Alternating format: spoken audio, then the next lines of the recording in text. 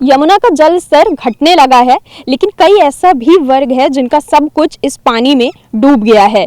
किसानों की फसलें बर्बाद हो गई हैं। हमारे साथ इस वक्त ग्रेटर नोएडा के एक किसान हैं जिनकी फसल नुकसान हुई है, काफ़ी लाखों का इनका जो है नुकसान हो गया। आइए उनसे बात करते हैं और जानते हैं कि क्या क्या हुआ था। जैसे यहाँ पानी भर गया है, लगातार जल स्तर जो है बढ़ रहा था, उससे आपकी फसल को कितना नुकसान हुआ है? अब सबसे पहले तो मैं सबको नमस्कार करता हूँ अपने ओर से।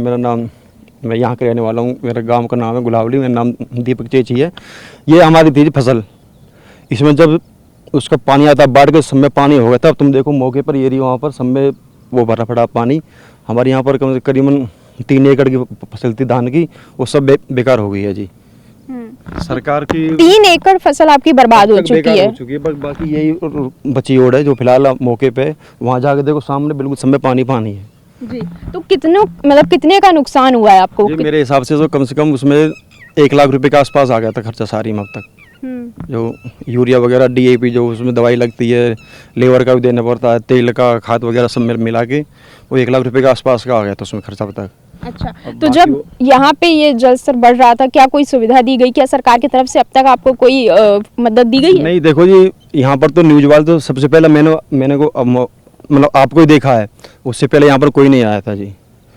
बाकी जो आते हैं लोग वो कहते हैं जी, जो जैसे यहाँ पर झुग्गी में रह रहे उनको कहा भैया आप तुम यहाँ से बाहर निकल जाओ, सेफ जगह जाओ भाई, वो था। बाकी और कोई नहीं थी मदद। यमुना के बढ़ते जल स्तर का सीधा असर खेती किसानी पे पड़ रहा है। वहीं जो नोएडा, दिल्ली, NCR इन सब की जो मंडियां हैं, वहाँ पे भी जो सब्जियां हैं उनके दाम आसमान छू रहे हैं। इस वक्त हम नोएडा फेज 2 की एक मंडी में हैं और हमारे साथ थोक विक्रेता हैं। उनसे चलिए जानते हैं कि क्या असर इस बार पड़ा है। बताइए, क्या नाम है आपका? मेरा नाम सिद्धार्थ चौहान है।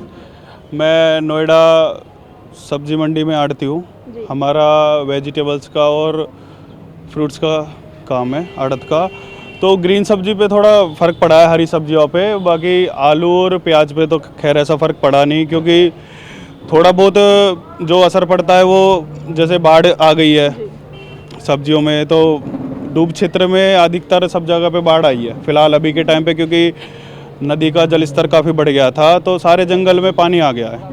तो जो डूब क्षेत्र है उधर तो ये लगा लो आप अधिकतर 100% पूरी फसल ख़राब हो चुकी है सबकी। बाकी जो बांगर की ज़मीनें हैं जैसे बची हुई है, उनमें भी मतलब बारिश से काफ़ी असर पड़ा है उस चीज़ का, क्योंकि कंटिन्यूस अब की बार बारिश हुई है। तो कंटिन्यूस खेतों में पानी भरने के कारण जो है सारी फसल अधिकतर ख़राब हो गई है। हरी सब्जियों पे सबसे ज़्यादा फ़र्क पड़ा है इन सब चीज़ों का। अभी हम अलग अलग कई किसानों से भी बात कर आए हैं जिन्होंने बताया कि यमुना के जल स्तर बढ़ने से उनकी किसानी है उस पर काफ़ी असर पड़ा है। लौकी, परवल, ये सब जो ऐसी चीज़ें हैं जो काफ़ी नष्ट हो चुकी है। तो इससे क्या सप्लाई में भी कुछ असर दिखने को मिल रहा है? सप्लाई में फ़र्क पड़ता है, क्योंकि ऐसा है जब से बारिश आनी स्टार्ट हुई है तब से हरी सब्जियाँ का आवक काफ़ी कम हो गया, क्योंकि काफ़ी जगह ऐसा है कि भाई पानी भरा हुआ है। तो जो सब्जी कंटिन्यूस अगर चल भी रही है, जैसे फसल हमारी तैयार है, तैयार होने के बाद क्या हो रहा है, पानी आ रहा है, कंटिन्यूस बारिश हो रही है, तो वो रेडी नहीं हो पा रहा मतलब मंडी के आने के लिए। और अगर कहीं आ भी रहा है तो वो बिल्कुल बहुत कम क्वांटिटी में आ रहा है, इसलिए थोड़ा रेट हमारे थोड़े राइज हो रखे हैं हर चीज़ के जी। तो देखिए, अभी हमने किसानों से भी बात की और अभी हम यहाँ मंडी पे भी हैं, लोगों से बात कर रहे हैं जिन्होंने बताया कि जो यमुना का जल स्तर बढ़ रहा है उससे खेती किसानी के बाद जो ये मंडियों पे सब्जी है उसके भी दामों पर काफ़ी असर देखा जा रहा है। वीडियो जर्नलिस्ट अमित के साथ शालू अवस्थी, TV9 दिल्ली NCR।